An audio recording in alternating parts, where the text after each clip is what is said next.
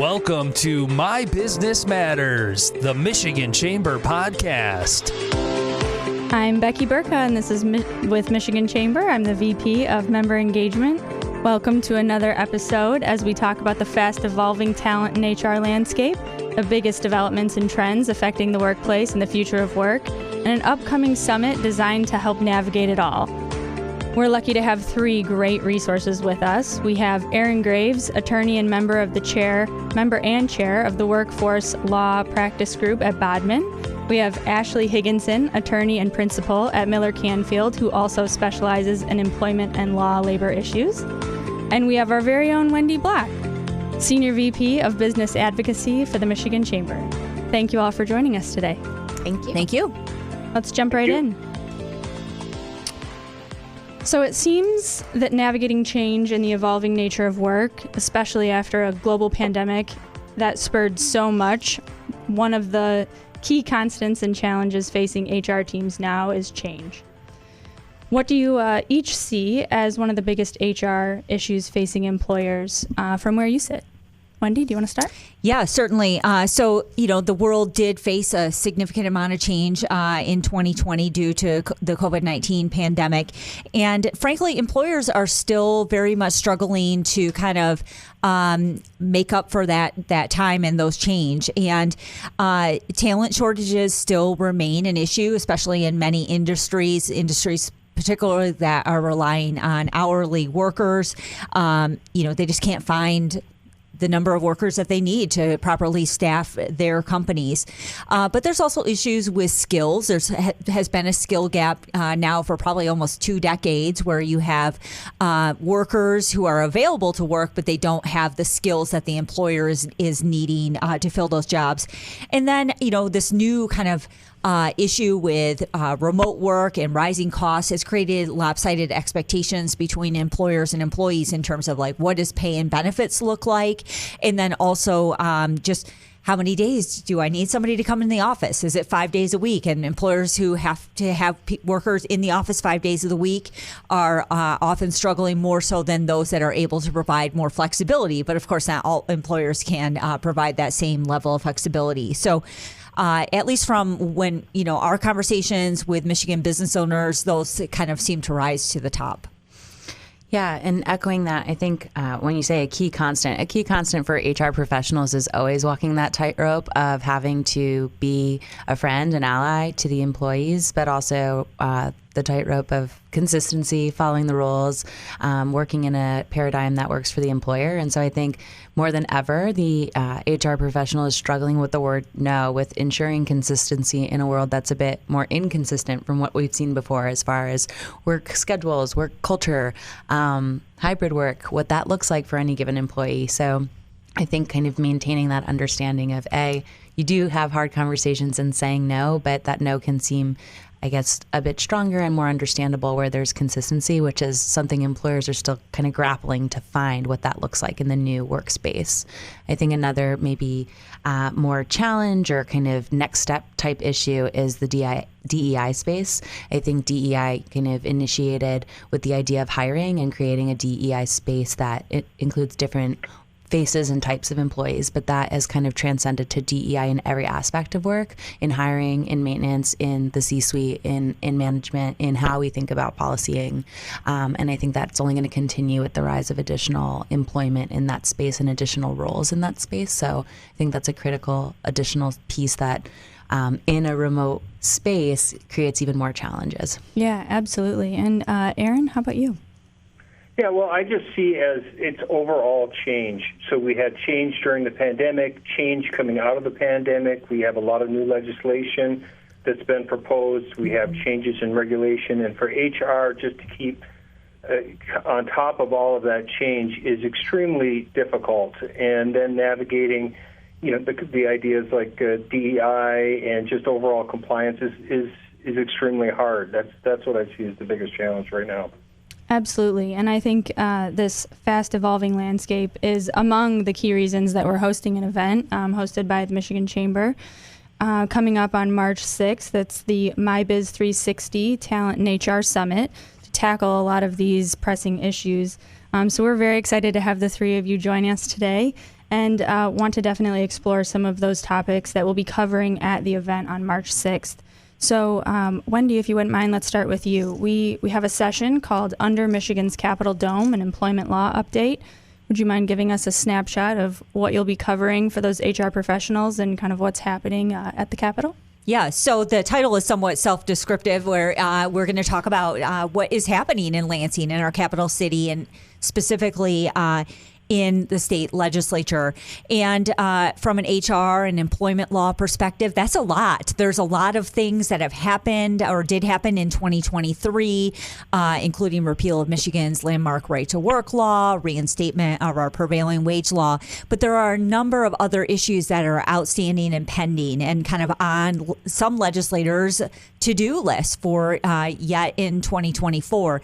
And one of the big ones is legislation that would mandate that employers of all sizes and types across all industries provide 15 weeks of paid leave to their employees. Somewhat similar to the Federal Family Medical Leave Act, but certainly goes well above and beyond that. It will be funded by a new payroll tax on employers. It's estimated this could cost anywhere from $1.5 billion a year or more. So we'll kind of unpack that and what that might mean for Michigan employers, and, you know, kind of it gets into these issues about staffing, right? If you have multiple people that might be out for 15 weeks and you're a smaller business, how do you cope? How do you handle that and really deal with that absenteeism? But we'll also talk about proposals like legislation that's pending on the Senate floor to give Michigan's 1,800 local units of government their own individual authority to pass their own local employment laws. So think things like a local paid sick leave law or a local minimum wage law, and just kind of what that means, especially in those municipalities that might decide to get a little bit aggressive here. I mean, some municipalities want to go to a $23 or $26 an hour minimum wage, and, you know, employers will have to deal with the fallout of those decisions made at the local level if that legislation were to pass, which of course we're working to make sure it doesn't. But and I mean, I could go through a bunch of things, but we'll talk about new state level restrictions on independent contractors that impact both workers and employers alike, and sweeping new changes that we're expecting to be introduced to Michigan's workers' compensation system that will surely increase workers' compensation premiums for every employer across our great state. So lots of stuff. You know, we're obviously playing a lot of defense in this current legislative environment, and really we'll spend some time talking about all these things that could be on the horizon. Of course, again, we're trying to make sure that a lot of these things don't kind of get enacted as certainly as they are initially proposed. Yeah, definitely. That patchwork across the state would make it very difficult for businesses to navigate those hurdles. So Right. Appreciate your work there at the Capitol. Erin, also, you'll be joining us for one of our sessions, so thank you. It'll be a lunch and learn, diving into a range of hot topics, navigating those gray areas.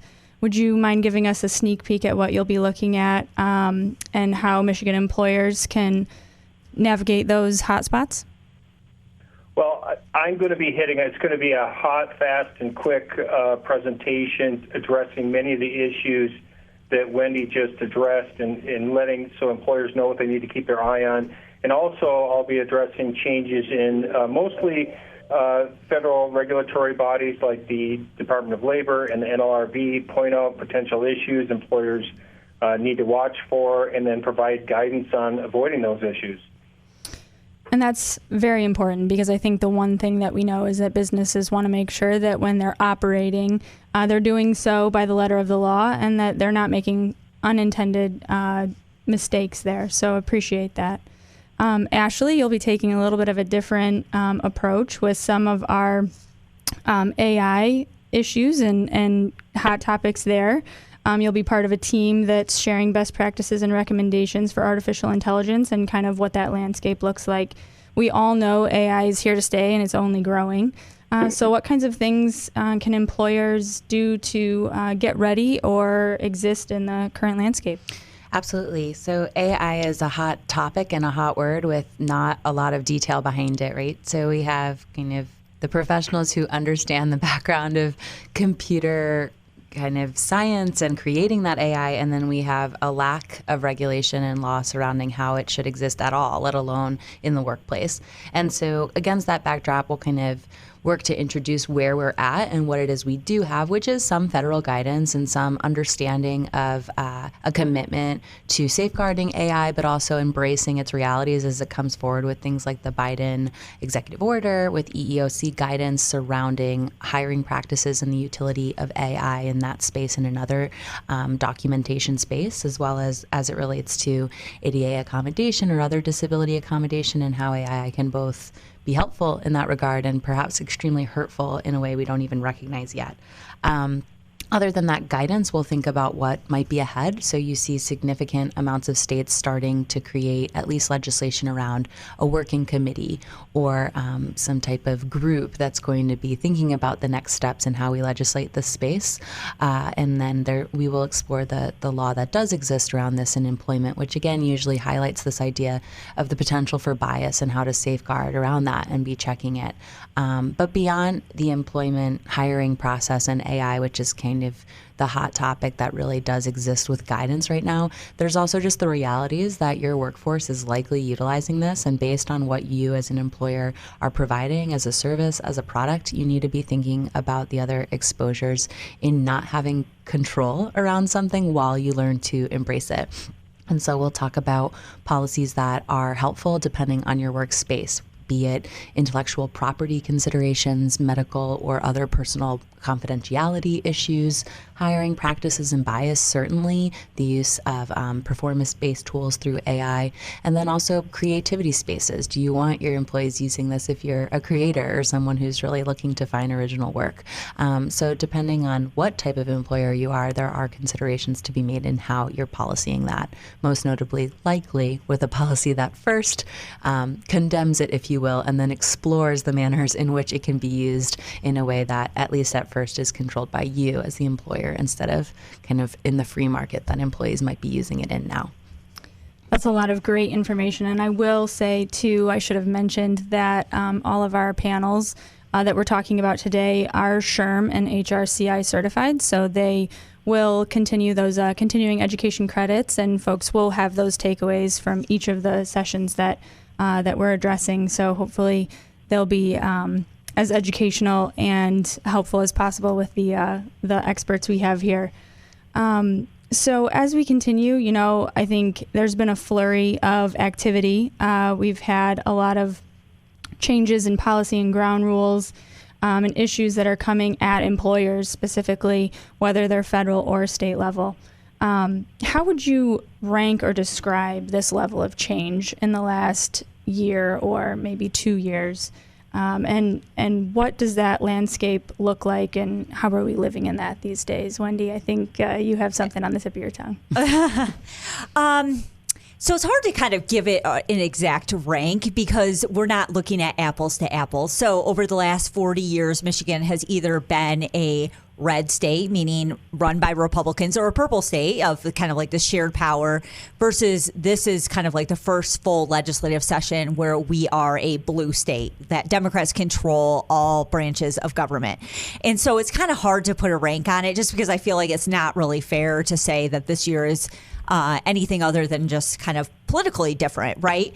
But kind of going back to the beginning of our conversation, I think Aaron mentioned that this idea of businesses and just like, they don't love change, right? They want certainty. They want predictability. And what we're seeing happening both at the state level with a large number of really scary bills that have been introduced, and also at the federal level with just a large number of regulatory changes that have been proposed and or pushed through, that's what's different, right? And that is really what's creating kind of headaches within the business community or the employer community. So, it's not unusual to see a large number of kind of anti-business bills introduced on an annual basis or pursued. What's different this year, I think, is really just the idea that, at least on paper, it looks like a lot of these things could get done. Now, you have groups like the Michigan Chamber that are working to make sure that legislators understand that these things may sound fine and great and populist on their surface, but they have oftentimes many different consequences, and they may not be actually in the employee's best interest if you think through how these things will actually play out. But I would say, kind of going back, that, we're really kind of trying to warn off or wave off this idea that we should just be doing all this because we can, because that's really going to create an adverse business climate in our state and probably won't help our state do things like grow population, which is a huge priority for the governor because you need jobs to grow population. Yeah, absolutely. Aaron, do you have anything to add on that? I think Wendy kind of circled back on some of those changes. Well, yeah, I can put a number on it. So I can say I can say between 5 and 10 of that for a definitive number. I would say 5 because I think that hopefully, right, the Michigan Chamber can be strong and it's a great group. And push back against some of the, I call it this, California slate of legislation that it's getting pushed through right now. I've never seen so much proposed change, right? Both in the regulatory branches of the federal government and in the state legislature. So if it doesn't stick, or most of it doesn't stick, we're probably at a 5, right?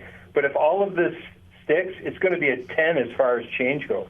Mm-hmm. And it's really going to impact and make it difficult for employers in the state of Michigan to be able to plan their everyday, work days. I mean, we have one of the pieces of legislation, I'm not sure if Wendy mentioned it or not, but it's about predictive scheduling, where you have to pay people additional amounts of money and you have to give them if they aren't scheduled far enough in advance, and then you have to figure out, pay increases for them based on if they didn't get enough notice when they were called into work. And then how are you going to on top of that, how are you going to figure out what their overtime rate is if that legislation is passed? So many of these things would put unbelievably enormous constraints on HR folks and administrative folks who's trying to do all these things in this California slate of legislation. It would be tremendously negatively impactful for our Michigan businesses. So obviously the election is going to have an impact on that. It's an election year, everybody knows that. And if, let's say, we make all these changes this year, and then it's going to all revert back in the following year. So it's going to be change and then change again. Mm-hmm. So it's a little scary out there when you think about it, when you know that employers want to have and businesses need to have predictability in order to conduct business, and it's not there. There's no predictability right now. Well, and I think there's a good point there in labor market and growth and that tight labor market and what that looks like. Ashley, as employment law and a workplace counselor, you're working on issues like this every day. What is the best guidance that you have for employers and HR teams to be on top of when hiring in such a tight labor market and offering what remote work looks like or seems to be an expectation that's sticking? So employee-friendly policies have been kind of the norm right now, and I think there's been very much a difficulty in HR professionals being able to hire or to have a say, and they've been at the whim of employees. I think that's kind of right-sided just a little bit at this point. I think there is some normalcy coming in, but ultimately when it comes to guidance that I provide, I think one of the most critical things you can do is be transparent, right? And so that starts from the beginning with job descriptions. As we all navigate this change, we need to really sit and think about what we need a position to fill and how we need it filled. And sure, for the greatest employee ever that we'd ever desire, would we change it slightly? I don't know, maybe. We need to think about what that job looks like first before the perfect employee walks through. Similarly, and on the other side, I guide employers about thinking about transparency of the employee. You want this to be a fit. You want this to be someone who can be retained, not someone who says yes and smiles through the interview process and doesn't really know what they're getting into and also doesn't share with you what they're really expecting. And so having those more candid and real conversations early on to understand both people's expectations, I think is critical to creating trust, to creating loyalty, and to creating kind of a vision both for you as the employer, but for the employee of where they're going to be working. And so ultimately that might sound like a simple thing, but that transparency kind of is really a part of every single document you're putting out there in your description, in your applications, etc., but also allowing or kind of guiding HR professionals to really be okay with people being blunt with you, honest with you, admitting what they want, rather than seeing that as maybe a negative, recognizing the positivity in that kind of dialogue straight off the bat. Yes, very good advice. I appreciate that. So we're coming up on some time here, but I have one more question. As we close, would love to hear from you, Aaron and Ashley, about one big trend or thing that you may be seeing or watching for through the rest of 2024. Aaron, would you like to kick us off? Well, I'm going to throw a curveball in here, and I'm going to say watch for a change in the labor market as a whole. I am not so sure that the tightness in the labor market is here to stay. I'm not so sure that that's going to change as early as, I think it's going to remain tight for the beginning of 2024, but that could change. So people need to start thinking about policies that they had before and they may have been lax on, and then how to tighten that up, right? So a lot of people have loosened their drug policies, have not been doing background checks like they have in the past. And they may be thinking about, okay, let's reinstitute those policies, and then what happens, with regard to people that you hired earlier, and then you're using different standards for people that you hired later, and how do you avoid discrimination issues? And it could be that you want to change your remote work policies, or that you're looking at it as things get a little tougher, right? You may be looking at, well, how do I monitor the compliance of my remote workforce?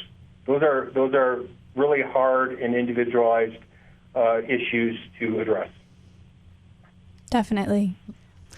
And for me, I obviously can't just say one big trend, so I'll quickly say a couple. But first, as a lawyer, I'm very nerdy and admittedly in some ways anxiously anticipating the Supreme Court's decision surrounding adopt and amend, which is a critical employment decision in the sense it might kind of completely right-side minimum wage very quickly, really reconsider what some paid leave looks like and things like that, and kind of help us to understand the contours of that law. So excited to sort of see what that looks like from a court level, and then obviously the legislature's thoughts on it thereafter if they want to work on amending that even further. Also, inherently excited about an election year and what that means and kind of what that creates both on day-to-day interaction with employees and talking to one another and being cordial or not being cordial in speech, and also kind of the larger transcendence of how an election year can create fast legislation, can create policying and hope of policying in anticipation of a potential administrative change, I guess, on the federal level and an inevitable change here in our state level. And so certainly excited to see how that kind of ultimately affects and naturally trickles down to the workplace. And then obviously looking forward to see how AI is refined. I do think that AI this year is the year of AI legislation, regulation, et cetera. So I do think that will be a hot trend and at least something everyone's enjoying talking about in the meantime while we figure out what it all means. And we'll have you there at the My Biz Summit to talk about AI. We'll have Aaron there to give us all those hot topics, and we have so many more sessions available. Again, they are SHRM and HRCI certified, so continuing education credits as well, but very happy to have you both here, and Wendy as well today. Please learn more at michamber.com/MIBIZ360. But with that, we are out of time. A very special thank you to all three of you, and to all of you for listening. Want to make sure that everyone checks out our Talent Summit. It is the first, and it is covering all of those hot topics because there are many. So join us if you can, and of course, make sure to tune in to our next episode. But until then,